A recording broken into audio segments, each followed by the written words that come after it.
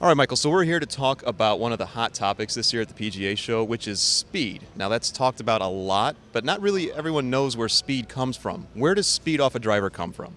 So specific about driver, the first thing is your arc length, right? It's the reason it's the longest golf club in your bag. It's the reason the USGA has set a club length limit.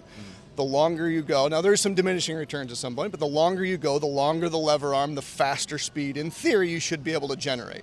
So that's the biggest factor of all. Weight is also a factor in speed. You know, you can go too light for sure, but it's much easier to go too heavy to slow speed down. Now you're talking about club head speed versus ball speed, that too light comes into factor because again, if you have not enough head weight, the collision isn't efficient, you lose ball speed. So there's a sweet spot there for sure. Aerodynamics can come into play. The bigger the club head, when you're talking about a pitching wedge, minimal if any effect. But we get to a 460cc driver, aerodynamics can certainly come into play. So that's another thing. You get in the face construction, the head construction. How much is the crown, the sole flexing? How much is the face flexing? What's the interaction in those different things to make that happen?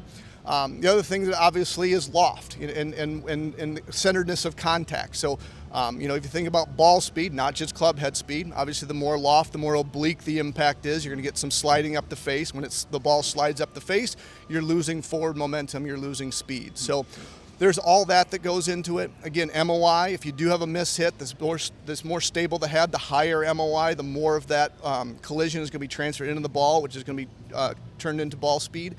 So there is no one thing. There is no, we have a new face technology this year, therefore everything is better. Can you be a little bit faster by picking out one of these things? Absolutely. But it truly is a concert, if you will, to design a great driver, to maximize speed. And there's probably a couple things I'm forgetting about as soon as we turn the camera off as well. So we talk about this, and when you talk to engineers and club designers, you can't focus on one thing. It's got to be that whole effort and how it comes together.